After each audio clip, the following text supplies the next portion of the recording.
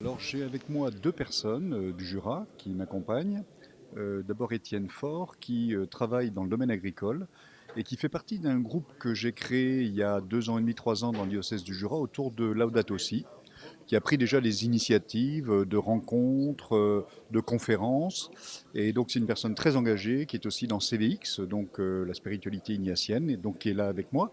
Et puis la deuxième personne, c'est un diacre permanent que j'ai ordonné il y a un peu plus d'1 an, très intéressé par la question de l'écologie et qui a dans sa lettre de mission la question écologique. Alors, comme il est à quelques mois de la retraite, pour le moment, il est dans un régime de montée en puissance, comme l'on dit, mais il a pour charge vraiment de réfléchir cette question et de pouvoir essayer de faire en sorte que dans le diocèse, la prise de conscience écologique s'accroisse.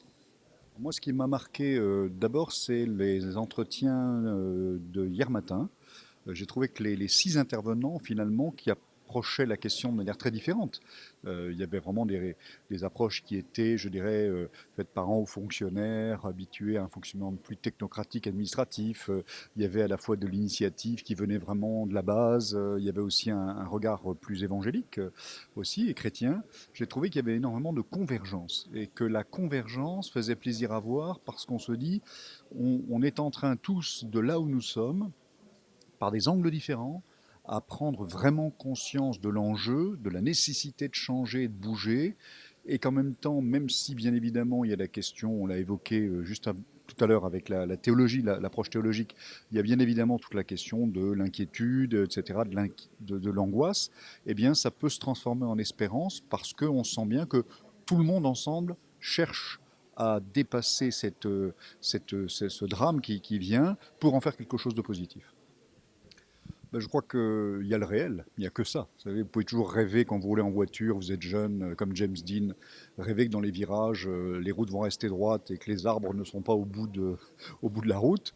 Il y a un moment donné où le réel vous rattrape. On peut être dans le rêve, on peut être dans l'illusion. On voit bien dans nos modes de consommation, on est encore complètement dans l'illusion. Quelqu'un évoquait les publicités pour les SUV, pour les 4x4 qui nous emmènent au bout du monde, alors qu'en fait on les gare à 300 mètres de chez soi pour des petites courses et on sait que le bilan carbone de ce type de véhicule est catastrophique. Donc ce qui va nous aider à bouger quand même, c'est que nous remarquons quand même de manière très concrète que le climat change. Dans le Jura d'où je viens, eh bien, on s'aperçoit quand même que le vin jaune qui fait la fierté du Jura, dans 15-20 ans, on ne sait pas si on pourra encore en produire parce que le cépage, le savagnin qu'on y produit, est en train de totalement changer en raison du changement climatique depuis une dizaine d'années. Donc je crois que c'est le réel qui va de toute façon nous interpeller, nous réveiller. Et puis sinon, je crois que chacun là où il est, et puis l'Église a vraiment sa place à ce niveau-là, peut aussi faire passer un message. J'ai visité il y a à peu près une dizaine de jours dans une visite pastorale un jeune maraîcher qui fait du maraîchage, qui n'est pas du tout, je dirais, à part de culture chrétienne, qui n'est pas du tout quelqu'un dans les milieux d'église, mais qui m'a quand même dit au bout d'un moment, je dois dire que les 3 quarts de mes clients sont des catholiques pratiquants. Et donc ça veut dire que notre Église, finalement, eh bien, elle fait passer un message quand même depuis un certain temps sur ce sujet de l'écologie, et que petit à petit, peut-être les mentalités changent aussi. Alors, il y a deux niveaux. Il y a sûrement le réel qui va nous rattraper. Voilà, on est devant un changement de climat qu'on peut observer vraiment. Et puis, peu à peu, il y a un discours qui se fait et qui, je crois, peu à peu, par porosité, par capillarité, touche les gens et les invite à un changement de mode de vie. Alors il y aura sûrement des choses, là il y a eu tellement d'informations que c'est difficile de vraiment d'en isoler l'une ou l'autre. C'est certain qu'on a d'abord reparlé de la question du label Église verte. Ça je vais découvrir en Touraine, là où en est peut-être le diocèse, s'il y a des initiatives qui ont été prises.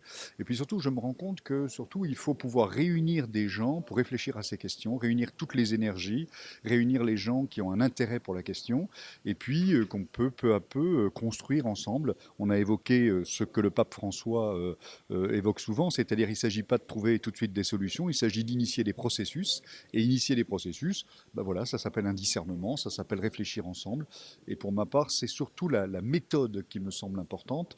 L'objectif, on le connaît, le but, on le connaît, mais c'est d'abord mettre des gens en route, réfléchir ensemble, et essayer ensemble de voir comment, dans notre église, dans l'église de Tours que je vais rejoindre, eh bien, rentrer dans cette conversion pastorale de l'Église, conversion missionnaire, mais qui est aussi une conversion écologique.